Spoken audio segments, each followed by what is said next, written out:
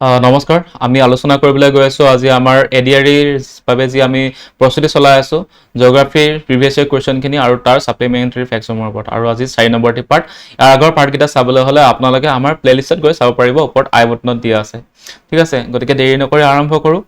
আৰু আজিৰ আমাৰ প্ৰথমটো কোৱেশ্চন যোৱাৰ আগতে ক'ব বিচাৰিছোঁ যে আপোনালোকে যদি এতিয়ালৈকে চেনেলটো ছাবস্ক্ৰাইব কৰি দিয়া নাই তেন্তে চেনেলটো ছাবস্ক্ৰাইব কৰিবলৈ নাপাহৰিব আৰু যদি আমি পঢ়োৱাখিনি ভাল পায় তেন্তে আমাৰ ভিডিঅ'টো লাইক কৰি দিব আৰু লগতে চেনেলটো ছাবস্ক্ৰাইব কৰি দিব গতিকে আজি আৰম্ভ কৰোঁ আমাৰ প্ৰথমটি কুৱেশ্যন তো প্ৰথমটো কুৱেশ্যন হৈছে যে the world largest island is Greenland is a part of which of the following countries গতিকে কোৱা হৈছে যে যোনটো পৃথিৱীৰ আটাইতকৈ ডাঙৰ দ্বীপ হয় সেই ডাঙৰ দ্বীপ গ্ৰীণলেণ্ড তলৰ কোনখন দেশৰ অন্তৰ্ভুক্ত বুলি কৈছে গতিকে চাৰিটা অপশ্যন আছে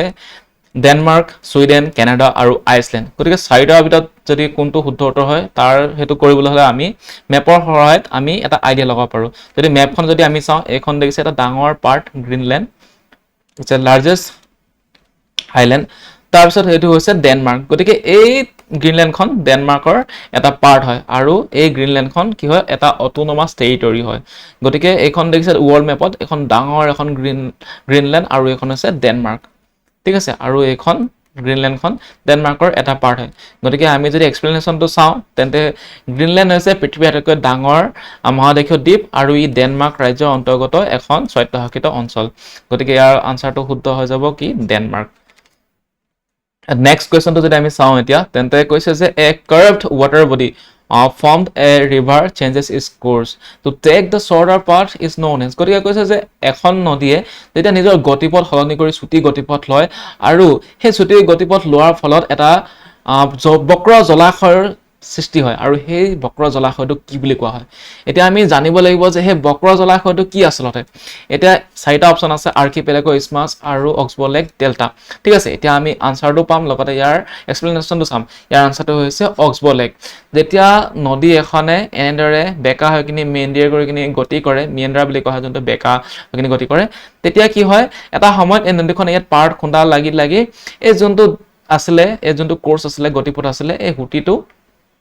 আগলৈ আহি এনেকৈ পিছত মাৰ্জ হৈ যায় এই যোনটো আগলৈ গৈ কিনি হুটি আছে এই বেকা হৈ কিনি যায় তাৰপিছত এই যোনটো নদীখন চিধা হৈ গ'ল এতিয়া চুটি গতিপথ এটা ল'লে তাৰ ফলত যোনটো আগতে এনেকৈ বেকা হৈ কিনি মেণ্ডাৰ হৈ কিনি যায় সেইটো কি হয়গৈ পুৰণা হুটি হৈ যায় আৰু সেই হুটিটো নদীখনে এৰি দিয়ে আৰু তাৰ ফলতে পিছলৈ গৈ এই যোনটো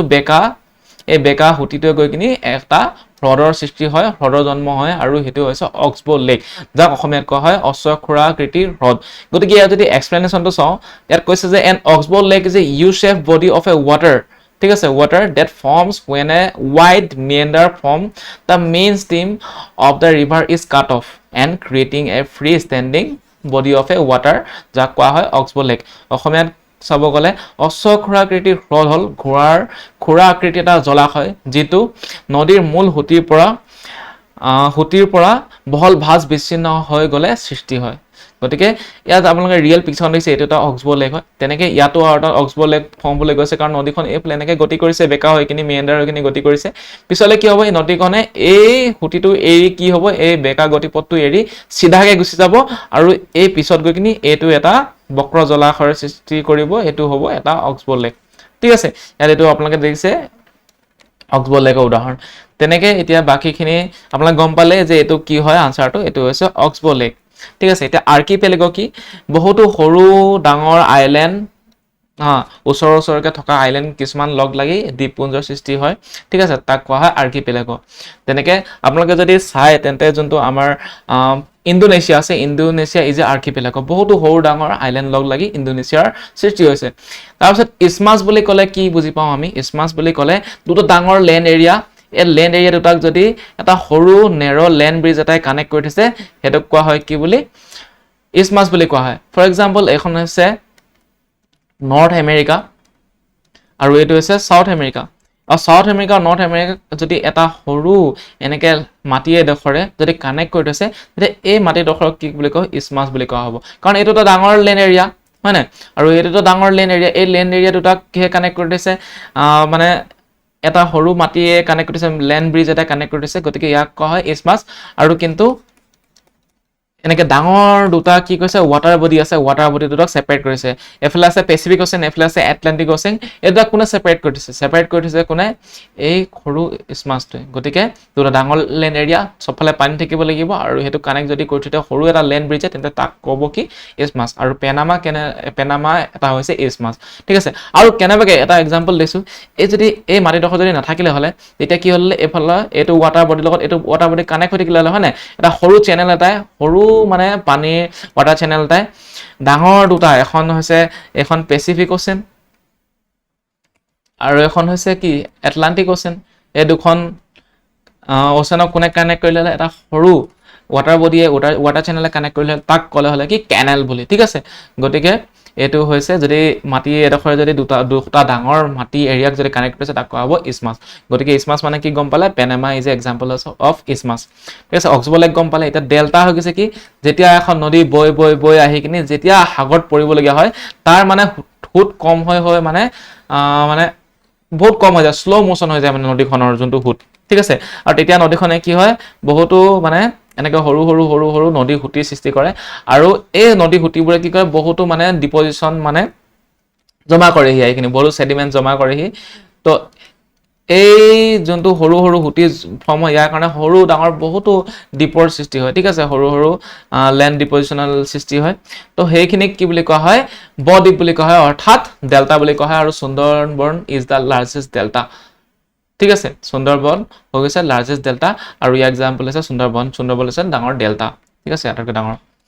তো এতিয়া ডেল্টা মানে কি গম পালে এটা ৰিভাৰ এখনৰ মাউথত যেতিয়া ৰিভাৰ এখন গৈ কিনি সাগৰত পৰিবলগা হয় তেতিয়া সৰু হুটি ফৰ্ম কৰে আৰু তাৰ পৰা বহুতো ডিপজিশ্যন যোনখিনি লৈ আহে কেৰি কৰি লৈ আহে নদী এখনে সেইখিনি জমা কৰেহি আৰু তাৰ ফলত মানে সৰু এনেকুৱা ৱাটাৰ বডিৰ সৃষ্টি হয় ঠিক আছে এইখিনি কোৱা হয় ডেল্টা গতিকে গোটেইকেইটা গম পালে ইয়াৰ আনসাৰটো কি হ'ব অক্সবল লেক ঠিক আছে তাৰপিছত নেক্সট কুৱেশ্যনটো যদি আমি চাওঁ তেন্তে কৈছে যে which of the following countries is the farthest from the Andaman and Nicobar Island গতিকে কোৱা আছে যে দেশ মানে কোনখন দেশ আন্দামান এণ্ড নিকোবৰ দ্বীপপুঞ্জৰ পৰা আটাইতকৈ দূৰত অৱস্থিত বুলি কৈছে এই জিঅ'গ্ৰাফি কুৱেশ্যনসমূহ আমি সদায় কি কৰিব লাগিব আমি মেপৰ সহায়তে যদি মেপখন চাওঁ আমি এটা আইডিয়া লগাব পাৰোঁ এইটো আইডিয়া লগোৱা এটা কুৱেশ্যনে হয় ঠিক আছে এতিয়া ম্যানমাৰ দিছে ইণ্ডোনেছিয়া দিছে ভিয়েটনাম দিছে মালয়েছিয়া দিছে গতিকে আমি যদি মেপখনত চাওঁ এইখিনি হৈছে কি আন্দামান এণ্ড নিকোবৰ আইলেণ্ড আৰু ইয়াতকৈ সবতকৈ দূৰত থকা দেশখন আছে ভিয়েটনাম গতিকে ইয়াৰ আনসাৰটো ভিয়েটনাম হ'ব তাৰ আগত বাইকখিনি দেখাইছো এখন ম্যানমাৰ ওচৰতে আছে তাৰপিছত এইখন হৈছে কি মালয়েছিয়া ওচৰত আছে আৰু ইণ্ডোনেছিয়া যদি কওঁ ইণ্ডোনেছিয়া কি হৈছে এটা আৰ্কিপেলেগ অলপ আগতে কৈছো আৰু আৰ্কিপেলেগ কি হয় বহুত সৰু ডাঙৰ দ্বীপ নদী দ্বীপ আছে আইলেণ্ড লগ লাগি কিনি এই দ্বীপপুঞ্জ লগ লাগি কিনি কি হয় এটা আৰ্কিপেলেগ সৃষ্টি হয় এটা দ্বীপপুঞ্জ সৃষ্টি হয় গতিকে এই গোটেইখিনি ইণ্ডোনেছিয়াৰ পাৰ্ট হয় এইখিনি ইণ্ডোনেছিয়া হয় গোটেইখিনি এইবোৰ ইণ্ডোনেছিয়া হয় ঠিক আছে গতিকে এই আন্দামান নিকোবৰ পৰা ইণ্ডোনেছিয়া নিচেই ওচৰত গতিকে এটা ভুল নাযাব যে এইডোখৰ ইণ্ডোনেছিয়া বুলি কৈছে যে কোনখন কাণ্ট্ৰিতকৈ দূৰত গতিকে আটাইতকৈ দূৰত থকা কাণ্ট্ৰিখন কি হ'ব ভিয়েটনাম হ'ব